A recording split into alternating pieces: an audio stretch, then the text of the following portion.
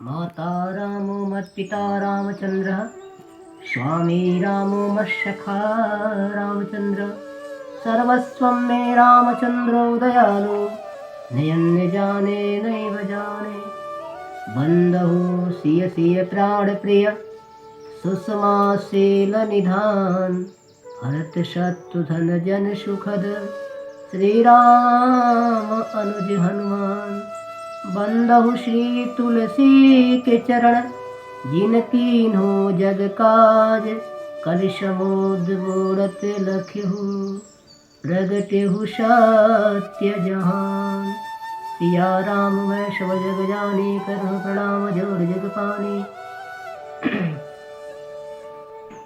अनंत अनंत कोटि ब्रह्मांड अविनायक श्री राघव जी को कोटि कोटि प्रणाम।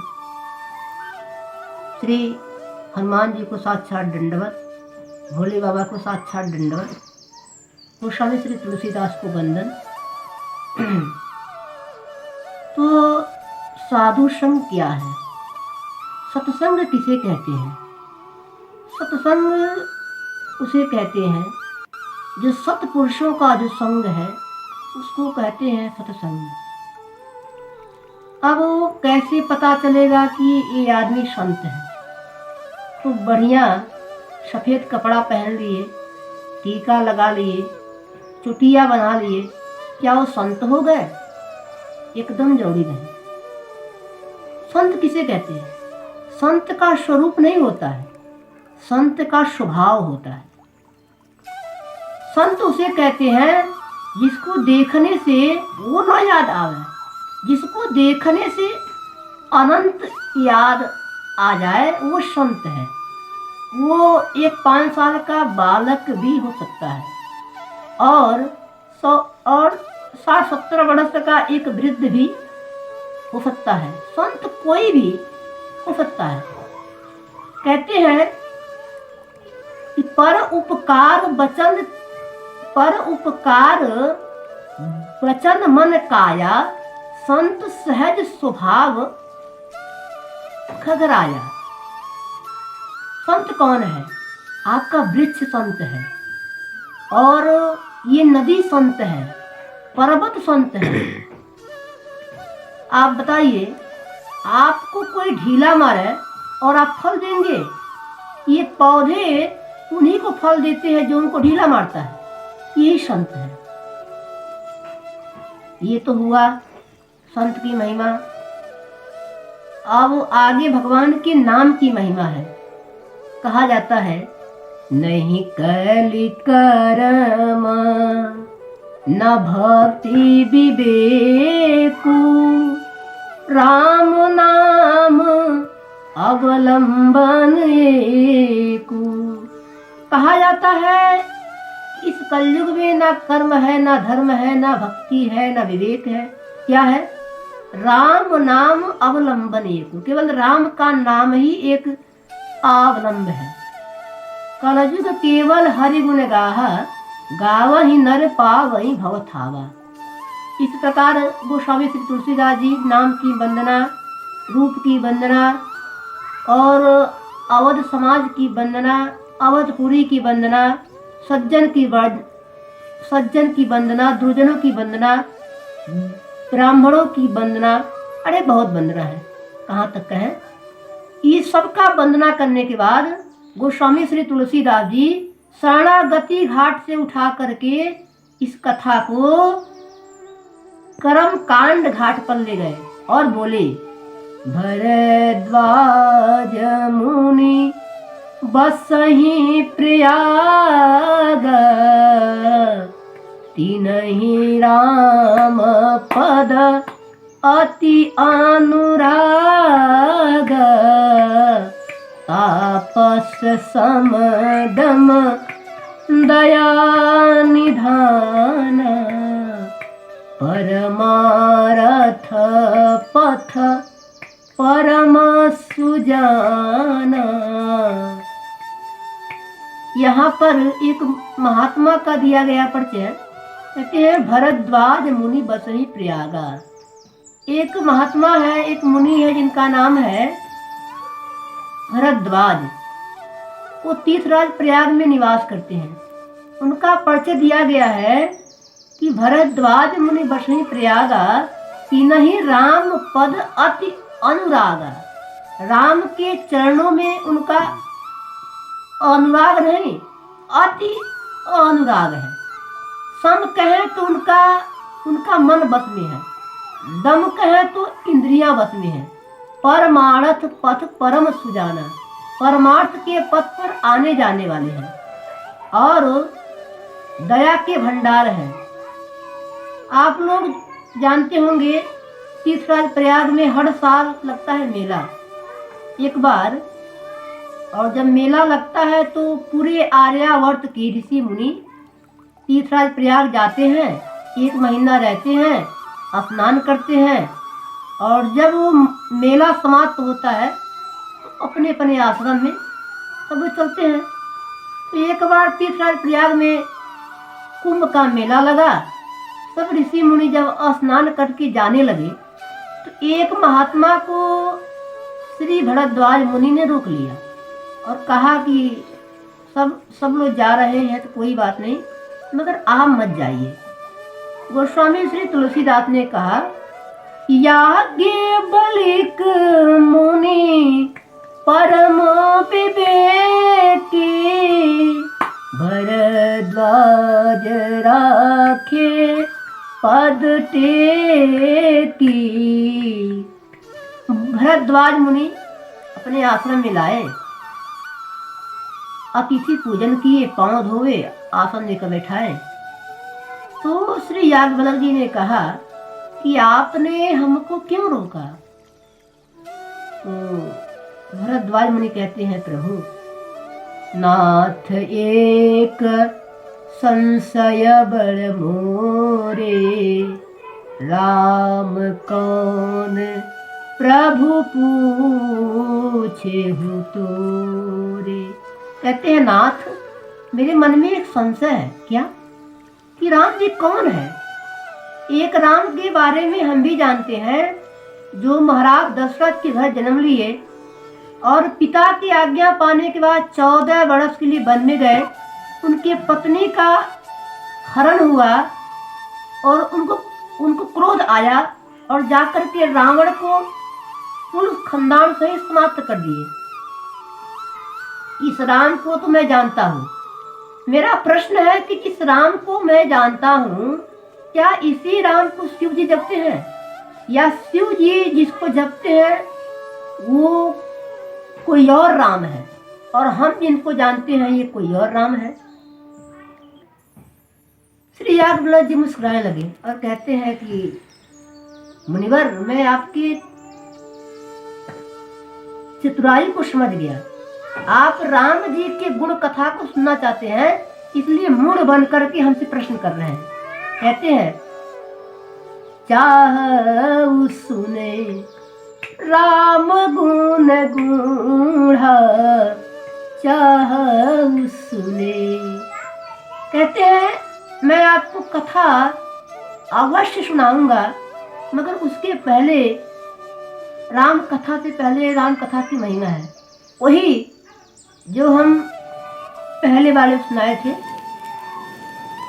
कहते हैं, जय जय राम कथा, जय श्री राम कथा, जिसे श्रवण कर मिट जाती है, कथा श्रवण कर मिट जाती है, जन्म जन्म की व्यथा हो। जय जय राम कथा, जय श्री राम कथा, महामोह महिषेष विशाला, राम कथा कालिका कराला, राम कथा शशि किरण समाना, संत चकोर करे जही पाना, पीकर तो भी अमर हो जाए, गाकर तो भी अमर हो जाए, श्री हनुमंत जथा। जय जय राम कथा, जय श्री राम कथा। कहते हैं मुनिवर, जिस प्रकार आपने कथा पूछी, ठीक इसी प्रकार एक बार माता पार्वती ने शिव जी से कथा पूछी। वो प्रसंग तो मैं आपको बाद में सुनाऊंगा। बीच की एक कथा है, मैं आपको सुनाता हूँ। अब भाई बीच की कथा क्या है? बोले बीच की कथा है कि कथा कैसे सुननी चाहिए। यहाँ पर लिखा है कि भगवान की कथा सबको नहीं सुनना चाहिए। शिव जी कहते हैं या न कहिए सठ ही लही, जो मन लागे न सुने हर ली लही। सठ को, हठीला को और जो मन लगाकर कथा नहीं सुनते हैं, शिव सूत्र कहता है कि उनको कदापि कथा नहीं सुनना चाहिए। तो याज्ञवल्क्य जी ने सोचा अब ये कथा पूछे हैं तो अब इनको मालूम किया जाए कि इनको कथा सुनाना है कि नहीं सुनाना है। तो पार्वती जी ने पूछा कि राम कथा किसको सुनना चाहिए। तो शिव जी ने कहा राम कथा के ते ही अधिकारी, जिनके सत संगति अति प्यारी। कहते हैं जिसका मन सत्संग में लगता है, राम कथा सुनने की अधिकारी है, सबको नहीं। तो याज्ञवल्क्य जी ने सोचा कि अभी एक कथा पूछे हैं तो पता किया जाए कि इनका मन सत्संग में लगता है कि नहीं, मालूम हो जाएगा कि इनको कथा सुनाना है कि नहीं सुनाना है। इसलिए राम कथा न सुना करके कोई और कथा सुनाना जाए। अब बताइए, हम यहाँ पर राम कथा बांटने बैठे हैं और हम बैठते ही भागवत बांटने लगे। आप लोग सुनोगे? नहीं सुनोगे। आप लोग कहेंगे कि आप तो गलत सुना रहे हैं, यहाँ पर राम कथा की प्रचार है और आप भागवत बांट रहे हैं। इसलिए तो यहाँ पर आती है एक कथा। एक बार त्रेता जुग माही, शंभु गए कुमज ऋषि पाही। संग सती जग जननी भवानी, पूजे ऋषि अखिलेश्वर जानी। एक बार त्रेता युग की बात है। भगवान शंकर कैलाश से नीचे उतर करके आए। नासिक में एक दंडक वन है, वहाँ पर अगस्त मुनि का आश्रम है। तो शिव जी आए, साथ में पार्वती जी हैं, माता सती है, आए। तो जैसे अगस्त मुनि ने देखा कि मेरे द्वार पे शिव जी आए हैं, ले गए, विधिवत से पूजन किए, पांव धोकर बैठाए और दंडवत किए। तो शिव जी अगस्त मुनि के क्रियाकलाप देख करके गदगद हो रहे थे। साथ में माता सती है, उनको भ्रम हो गया। बोले नियम है कि हम लोग श्रोता है और ये वक्ता है, नियम के अनुसार वक्ता की पूजा श्रोता करता है और ये वक्ता होकर के श्रोता के पांव धो रहे हैं, इसका मतलब कि इनका ज्ञान हमसे कम है। भाई ज्ञान कम है, छोटे हैं, तभी तो पांव धो रहे हैं। अब जिनका ज्ञान ही कम है वो क्या सुनाएंगे कथा। यही नहीं, आप कहीं भी कथा में जाएं और यदि कथा सुनने से पहले मन में बैठ गया अरे अरे वहां तो भगवान ही मालिक है, क्या कथा होगा, तो आप सत्य मानिएगा, आप बैठे रहेंगे मगर कभी समझ में आने वाला नहीं है। यहाँ पर कहा गया है कि राम कथा मुनि बरज बखानी, सुनी महेश परम सुख मानी। पूरी राम कथा हुई मगर गोस्वामी श्री तुलसीदास जी श्रोता मन से माँ का नाम निकाल दिया, माँ का नाम मिटा दिया। क्यों? गोस्वामी श्री तुलसीदास जी कहते हैं आप भले कितनी बड़ी माता है, जगत जननी है, पराम्बा है, मगर आप भी यदि कथा में बैठकर कथा नहीं सुनेंगी तो आपका भी नाम मिटा दिया जाएगा। इस प्रकार कहते हैं, राम कथा मुनि बरजी बखानी, सुनि महेश परम सुख मानी, कहत सुनत रघुपति गुण गाथा, कछु दिन तहाँ रहु गिरिनाथ। जब अगस्त मुनि सुनाव है तो शिव जी भी सुनाए। यहाँ पर लिखा है, कहत सुनत रघुपति गुण गाथा, कछु दिन तहाँ रहु गिरनाथा। मुनि श्रम विदा मांगी त्रिपुरारी, चले भवन संग दक्ष कुमारी। यहाँ पर अगस्त मुनि को दक्षिणा स्वरूप में राम जी की भक्ति दे करके शिव जी चले। अब बताइए, हम यहाँ पर बैठकर किसी का खूब प्रशंसा करें। आमोक का एक बच्चा है, वो इतना सुंदर है, इतना सुंदर है, खूब मतलब उसकी बड़ाई करें तो आपके मन में आएगा ना, काश एक बार हम भी उसको देख लेते। तो एक जीव के प्रति हम यदि प्रशंसा सुनते हैं तो मेरे मन में भाव आता है, काश एक बार देख लें। और हम जगदीश की कथा सुनते हैं तो क्या एक बार मेरे मन में भाव नहीं आना चाहिए, एक बार हम भी उनको देख लें। यदि नहीं आया तो एक ही अर्थ है कि हम बैठे रहे मगर कथा वथा हमने सुनी नहीं। तो शिव जी विचार करते हैं कि कान तो धन्य हो गए, अगर कहीं भगवान दिखाई पड़ जाए तो आंख भी धन्य हो जाए।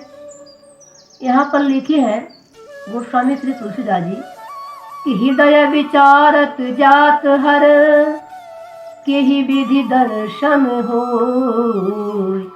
गुप्त रूप अवतरहि प्रभु, गए जान सब फूल। देखिए, दो चैत्र है, एक राम चैत्र है और एक श्याम चैत्र है। श्री कृष्ण जी पैदा होते ही अपना शुरू कर दिखाना, अक्तासुर बक्तासुर पूतना सबको मारने लग रहा था। मगर राम जी जब तक रावण का वध नहीं कर लिए तब तक एक भी बार नहीं कहे हैं कि हम भगवान हैं। क्यों? कि रावण ने वरदान प्राप्त किया था, हम काहू के मरही न मारे, बानर मनुज जात दोई मारे। तो अभी रावणवा को पता चल गया कि राम जी मनुष्य नहीं ब्रह्म है, तुरंत ब्रह्मा जी को बुलाएगा और कहेगा ये राम जी हमको नहीं मार सकते हैं। क्यों? क्योंकि ये मनुष्य नहीं है, ब्रह्म है। और तो ब्रह्मा जी की सब लीला फिस्ट हो जाएगा। इसीलिए राम जी तो शिव जी ने विचार किया कि मेरे प्रभु गुप्त रूप में अवतार लिए, गए जान सब कोई। यदि मैं चला जाऊंगा तो भगवान का गुप्त रूप वो जागे हो जाएगा। अब दर्शन कैसे होगा? उसी समय लिखा है, अरे शंभु समय ते ही राम ही देखा, उपजा ही अति हरस विशेष, भरी लोचन छवि सिंधु निहारी, कुसुमय जानी नकीन चिन्हारी। उस समय त्रेता युग का समय था। राम जी 14 वर्ष के लिए वनवास आए थे। जैसे शिव जी चले उसी समय रावण आया, सीता जी का हरण करके ले गया। राम जी रोते रोते सीता जी को खोज रहे हैं और उसी समय शंभु समय ते ही राम ही देखा, उपजा ही अति हर्ष विशेषा। आप बताइए, आप जिसको प्राण के समान प्रेम कर रहे हैं, वो यदि अचानक रोता हुआ यदि मिल जाए तो आप हर्षित होंगे कि या दुखी होंगे? बोलिए, आप दुखी होंगे ना। यहाँ पर राम जी रोते रोते खोज रहे हैं और शिव जी ने जब राम जी को देखा तो डंडू निकाल के नाचने लगे। अब बताइए, ये अच्छा हुआ? बिल्कुल नहीं अच्छा हुआ।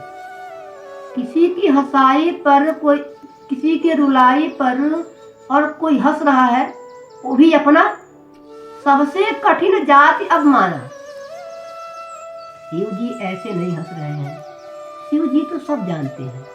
क्या शिव जी ने जानते हैं कि सुबह का 8 बजा है, सीता जी का हरण हो चुका है। अब राम जी चल रहे हैं, चलते चलते 10 बजे तक जटायु जी के पास पहुंच जाएंगे। 11 बजे तक उनकी गति दे करके चलेंगे आगे, बीच में कमंद का उद्धार करेंगे। कमंद का उद्धार करने के बाद 1:30-2 बजे तक पहुंच जाएंगे सबरी जी के पास। 2-3 घंटा वहां पर रहेंगे। सबरी से मिल करके जैसे पंपा सरोवर पहुंचेंगे, आधा घंटा नारद जी से होगी चर्चा, और जैसे नारद जी से चर्चा करके पंपा सरोवर तक बढ़ेंगे, तैसे मैं हनुमान बन करके भगवान के शरण में पहुंच जाऊंगा। अरे आज तो भगवान की शरण में जाने वाला दिन है, ये सोच करके शिव जी डमरू निकाल के नाचने लगे। अच्छा, ये तो हुआ। अब यहाँ पर जब शिव जी को दंडवत करके माता सती जी ने देखा, बोली अरे ये सचरंग में कैसे हो गए? जो परम सत्य में अवस्थित है वो रोएगा? उसको मालूम नहीं होगा कि मेरी पत्नी कहाँ है? सारा संसार शिव को प्रणाम करता है और शिव ये जीव है, ये ईश्वर नहीं है। ऐसा क्यों हुआ? ये लोग कथा नहीं सुने ना। एक बात बताएं, जो लोग कथवा नहीं सुनते हैं ना, वो क्वेश्चन बहुत ज्यादा करते हैं। क्यों? अगर कथवा सुन लेते तो सारा क्वेश्चन समाप्त हो जाता। अब कथा नहीं सुने हैं, सब बना हुआ है प्रश्न। तो इस प्रकार शिव जी ने बहुत समझाया कि देखो, आप नारी होने के कारण आपके मन में संदेह हो रहा है। जासु कथा कुमज ऋषि गाई, जोग्य जाने जस भक्ति सुनाई, सो मम इष्ट बाल रघुवीरा। जिनकी कथा कुमज ऋषि ने सुनाई, जिनकी भक्ति हमने उनको दिया, वही मेरे इष्ट राम है, इनको प्रणाम करो। मगर सती जी ने प्रणाम नहीं किया। शिव जी ने बहुत समझाया। यहाँ पर राजन जी कहते हैं कि अपना कोई व्यक्ति यदि गलत रास्ते पर जा रहा है, 1 बार 2 बार 3 बार समझाइए, और 3 बार समझाने पर जब वो नहीं मानता है तो उसको मत समझाइए, फिर अपने आप को समझा लीजिए। क्यों? अब इनको समझाना नहीं है। अरे होई है सोई जो राम रुचि राखा, को कारा तारक बड़ा वही शाखा। कहते हैं हुई है सोई जो राम रुचि राखा, को कर तरक बड़ा वही शाखा। अब वही होगा जो राम जी की इच्छा। कहते हैं जो तुम्हारे मन अति संदेहु, तो किन जाई परीक्षा लेऊ। कहते हैं देवी, हम तो समझाते समझाते थक गए हैं, आपके मन में इतना संदेह हो रहा है, क्यों ना जाकर परीक्षा ले लीजिए। राम जी वहीं पर है और हम तो समझा कर थक गए। अब आप अपने मत से देख लीजिए कि ये ब्रह्म है कि जीव है। मगर सावधान, आप जिनकी परीक्षा लेने जा रही हैं वो जीव नहीं जगदीश है। थोड़ा विवेक पूर्वक उनका परीक्षा लीजिएगा। यहाँ पर कहा गया है कि श्रेष्ठ की बात समझ में नहीं आवे। अपने श्रेष्ठ का जब परीक्षा लेने की भाव आवे तो समझ लीजिए कि हमारा भलाई नहीं है। विधि विपरीत भलाई नहीं, मानना चाहिए। शिव जी ने समझाया, नहीं मानी, गई। एक सज्जन ने कहा कि माता सती जब परीक्षा लेने के लिए गई तो शिव जी ने साथ में क्यों नहीं गए? क्यों जाएंगे? शिव जी को विश्वास है कि राम जी जीव नहीं ब्रह्म है, और माता सती को संदेह है। आप कितना भी यत्न कीजिए मगर संदेह और विश्वास एक साथ यात्रा नहीं कर सकते हैं, दोनों का मार्ग अलग है। तो जाती हैं, विचार करती हैं क्या किया जाए। पुनि पुनि हृदय विचार कर धरि सीता कर रूप, आगे होए कर पंथ तेहि। कहती आगे होकर चल पड़ी, आगे होए कर चली पंथ तेहि, यही आवत नर भूप। सती जी ने आगे होकर के सीता जी का रूप बना करके आगे होकर के चले लगे। यहाँ पर विचार करने की बात है कि आप मुखौटा लगाकर किसी का स्वरूप बना सकते हैं मगर किसी का स्वभाव कहाँ से लाएंगे। सती जी ने सीता जी का रूप बना ली मगर ये भूल गए कि सीता जी सदा राम जी के पीछे चलती है। ये नकली सीता जी राम जी की आगे चल रही है। सबसे पहले लक्ष्मण जी ने देखा, लक्ष्मण देखी उमा कृत भेषा, चकित भ्रमर हृदय विशेखा। लक्ष्मण जी ने कहा, अरे सीता जी तो राम जी के पीछे चलती हैं, इसका मतलब ये सीता जी नहीं है, ये तो नकली है। और गौर से देखिए, बोले ये तो सती जी है। सती जी ने सीता जी के रूप में फिर उन्होंने सोचा हो सकता होगा कोई राम जी का लीला है। और सती जी तो सोच रही है मैं सीता बन गई, मगर राम जी को सती देख रही है। राम जी ने जैसे माता सती को देखा, जोड़ी पानी प्रभु कीन प्रणाम, पिता समेत लीन लीज नाम। जैसे राम जी ने प्रणाम किया, श्री लक्ष्मण जी ने कहा भैया नकली है। राम जी ने कहा जान रहा हूं, भी प्रणाम कर रहा हूं। तो लक्ष्मण जी ने कहा तो पिताजी का नाम क्यों लिया? राम जी ने कहा बताओ ये क्या करने आई हैं? बोली आपका परीक्षा लेने आई है।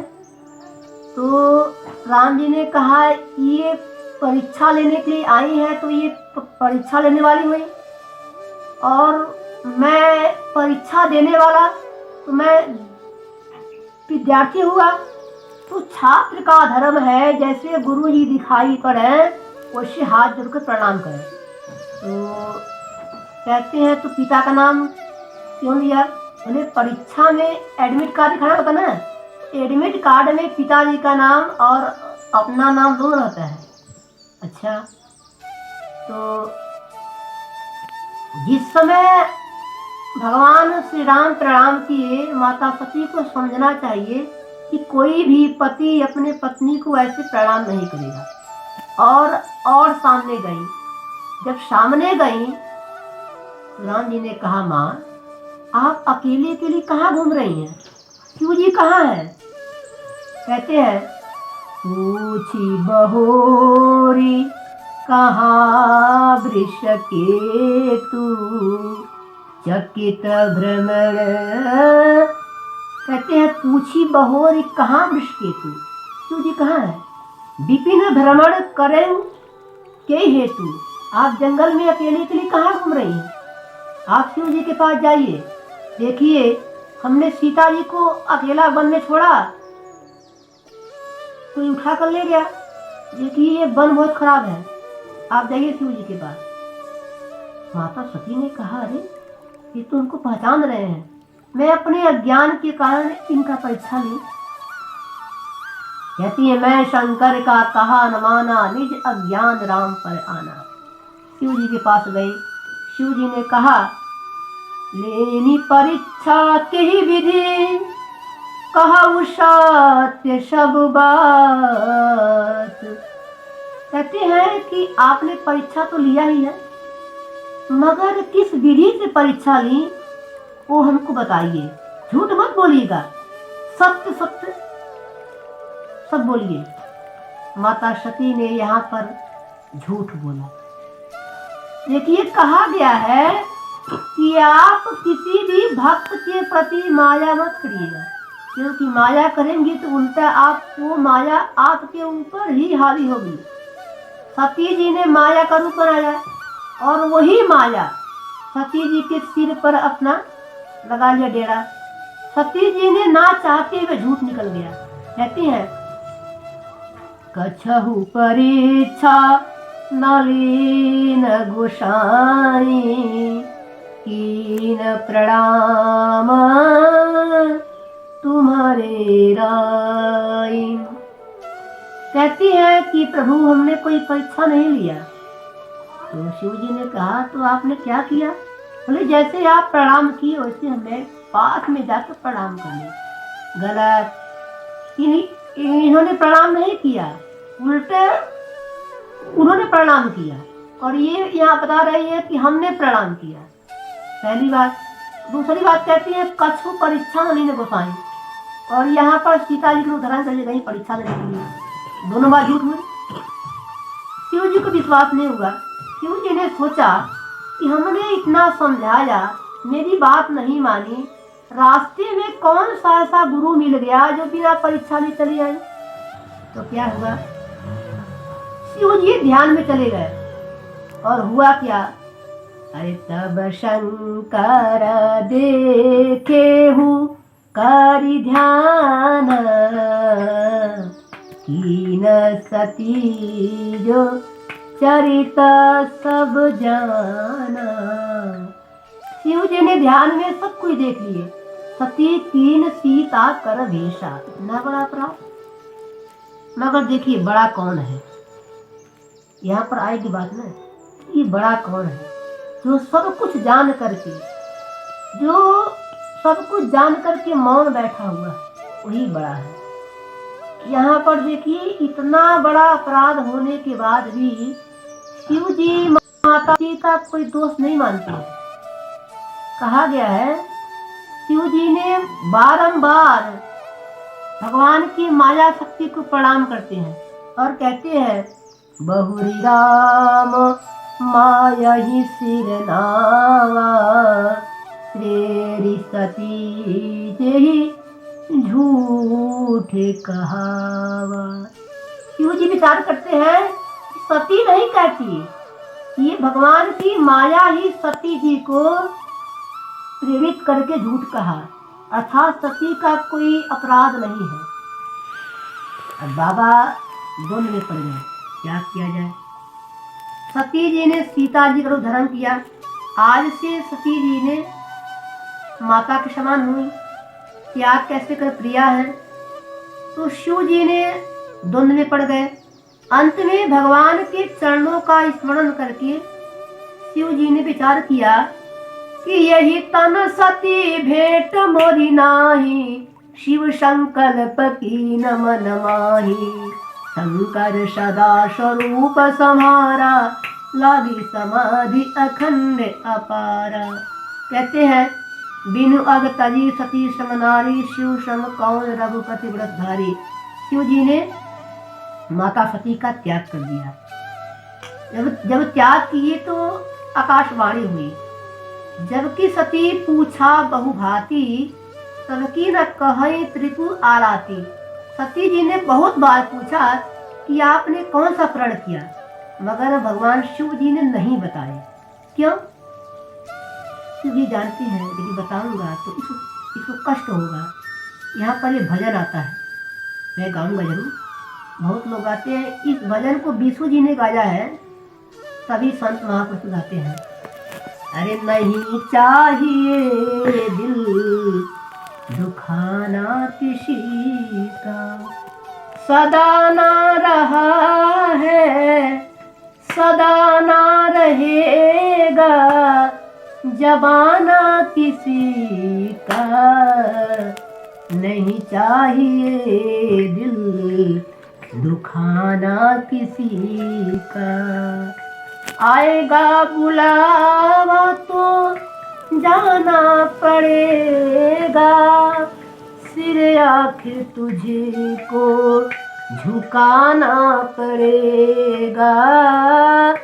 आएगा बुलावा तो जाना पड़ेगा, सिर आखिर तुझे को झुकाना पड़ेगा। वहाँ ना चलेगा बहाना किसी का, नहीं चाहिए दिल दुखाना किसी का। कहते हैं शोहरत तुम्हारी बह जाएगी, दौलत यहीं पर रह जाएगी। शोहरत तुम्हारी बह जाएगी, दौलत यहीं पर रह जाएगी। नहीं साथ जाता नहीं साथ जाता खजाना किसी का, नहीं चाहिए दिल दुखाना किसी का।